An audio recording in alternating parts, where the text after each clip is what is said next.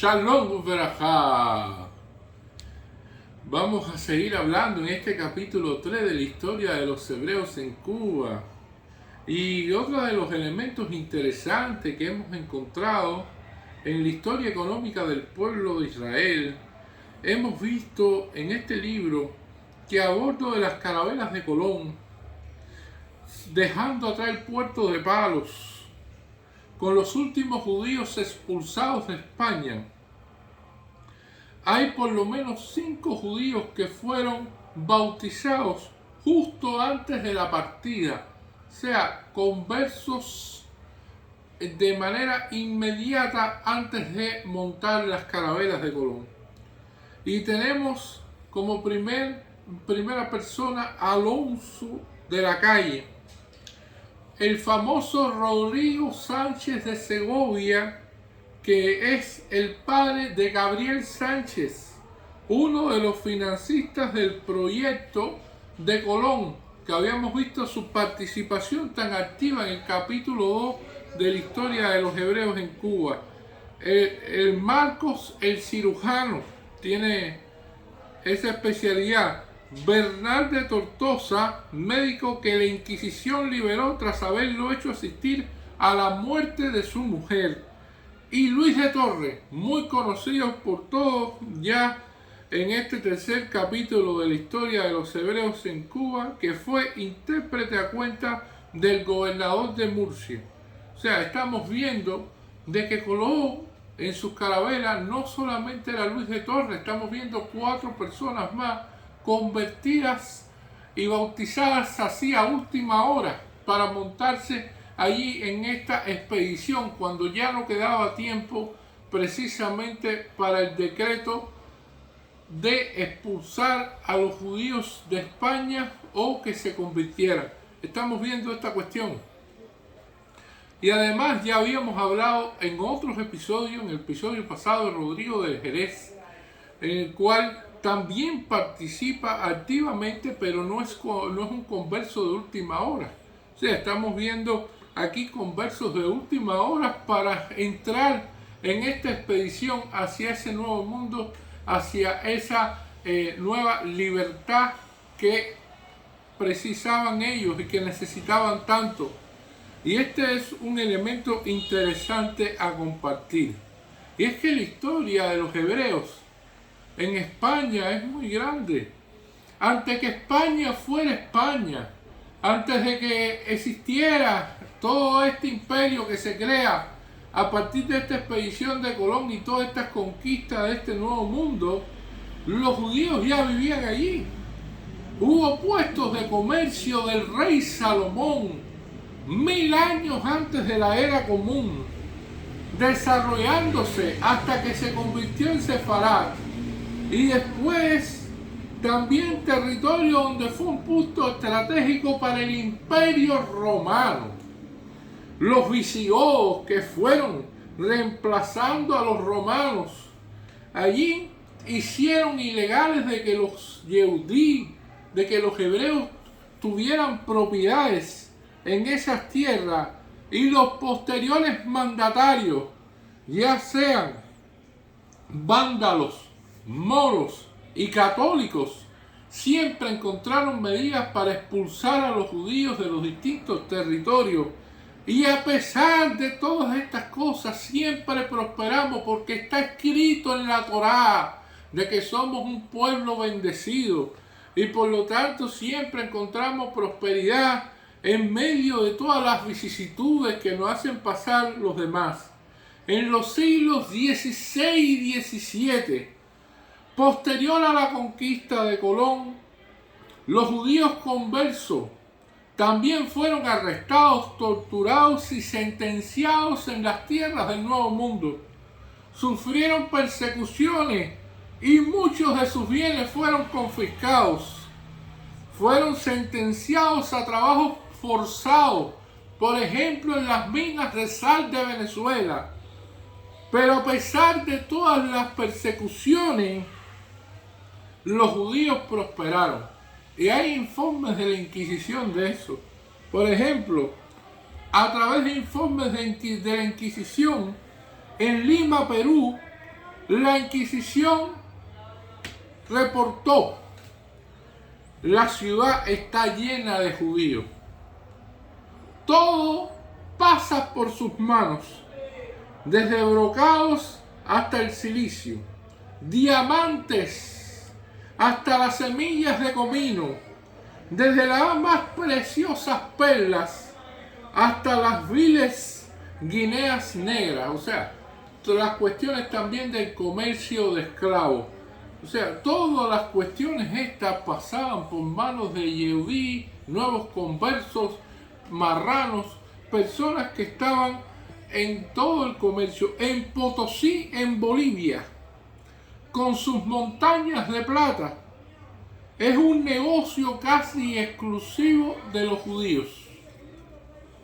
Elemento interesantísimo: en Port Royal, Jamaica, los comerciantes ingleses protestan.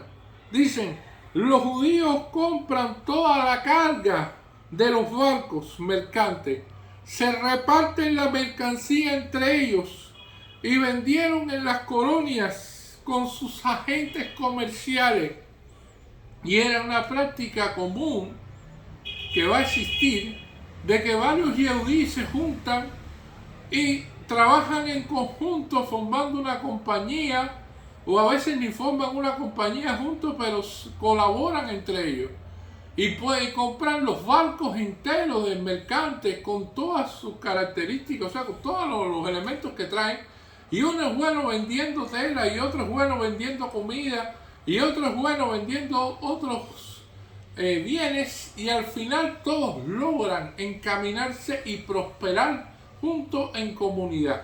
Y es lo que está ocurriendo en el Nuevo Mundo. Y hay elementos que dicen, bueno, tratar con los hebreos es muy atractivo. Ellos innovan el comercio. ¿Por qué? Porque nosotros fuimos los que creamos las letras de cambio, el crédito y el capital portable, elementos necesarios para el comercio, y por lo tanto lo desarrollamos y todavía se utilizan todas estas técnicas comerciales. Vamos a ver que aquí en la Enciclopedia Judaica Castellana habla de Fray Juan Quevedo, obispo de Cuba. Aquí hay una imprecisión, porque Fray Juan de Quevedo Villegas fue el primer obispo de Santa María de la Antigua de Darién, en Panamá. Pero bueno, son elementos que ya hemos visto, que vamos comparando diversas literaturas. Acerca de lo que pasa en Cuba con respecto a la Inquisición y a la persecución como tal de los hebreos, no se conocen muchos datos de los conversos que cayeron en manos de la Inquisición, pues los archivos cubanos apenas se han examinado desde este punto de vista, y no es fácil el acceso a los archivos eclesiásticos. Se sabe que un grupo de mujeres judías convertidas a la fuerza fueron remitidas a la isla. El primer juicio inquisitorial, el cual es conocido, que tuvo cierta repercusión, fue el de Francisco Gómez de León de La Habana, convicto de judaizante. Fue ejecutado y se decomisó su cuantiosa fortuna, que ascendía a 149,000 pesos. Hacia 1627, los inquisidores de La Habana encarcelaron a varios vecinos de la capital cubana por judaizante, entre ellos Antonio Méndez y Luis Rodríguez.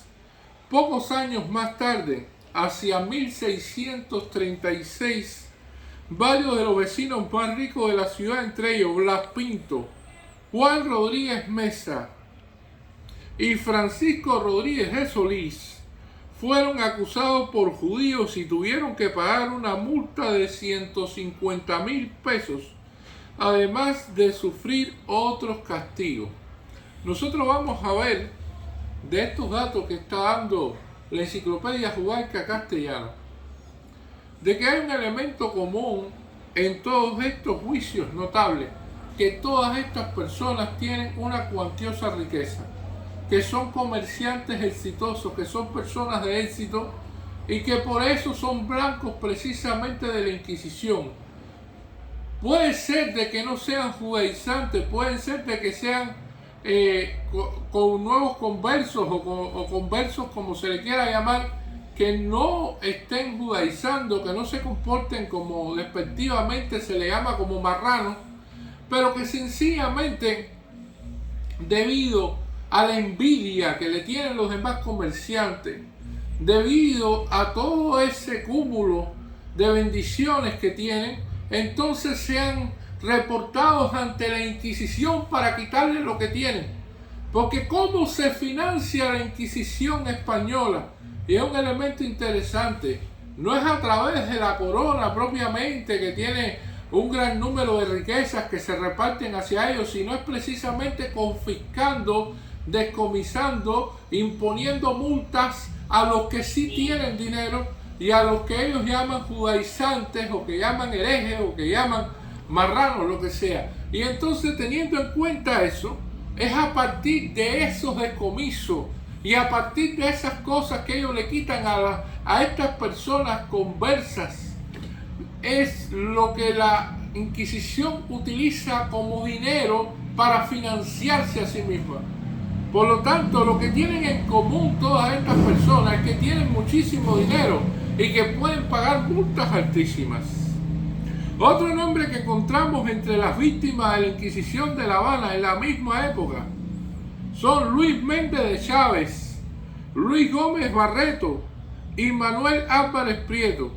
De acuerdo con las declaraciones en el juicio que siguió en México a Gabriel de Granada en 1642, su tío Miguel Núñez de Huerto se encontraba a la sazón en La Habana. Los huesos de este último fueron exhumados en 1649 y quemados. Los juicios inquisitoriales siguieron con la misma intensidad en las décadas siguientes, pues muchos judíos se vieron obligados a buscar refugio en las islas antillanas cuando la conquista portuguesa del norte de Brasil los arrojó de aquellas tierras, pero ya con anterioridad buen número de conversos o de cristos judíos se había dedicado al cultivo de la caña de azúcar, otro elemento muy interesante, una de las fuentes de riquezas más importantes de las colonias americanas en aquella época. Fueron los judíos los que introdujeron este cultivo en Martinica y en Cuba. Si Cuba se conoce por dos elementos fundamentales a través de los tiempos, y estoy hablando de bienes económicos, por nuestro tabaco, y ya vimos a Luis de Torres y a Rodrigo de Jerez, estamos viendo que lo otro que también se conoce a Cuba es por la caña de azúcar. Es uno de los elementos que hoy se dice que hay que salvar.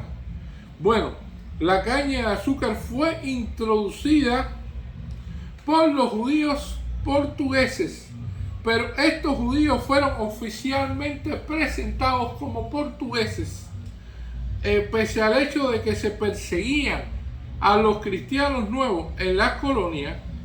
Hubo cierta tolerancia para lo que constituía una fuente de riqueza cuando los conquistadores hubieron despojado al país de sus bienes tangibles. Y esto va a suceder también, porque a la vez que los judíos son perseguidos en un principio, pero que al mismo tiempo la metrópolis de España se financia a través del saqueo de sus colonias y empieza a saquear el oro, la plata y todas estas cosas, pero llega un momento que estos bienes desaparecen, que son finitos, que ya no hay más, y que solamente el comercio y solamente la productividad de la tierra es lo que va a producir riqueza. Y cuando eso sucede, somos, como se puede decir para los españoles en aquella época y para los inquisidores, un mal necesario.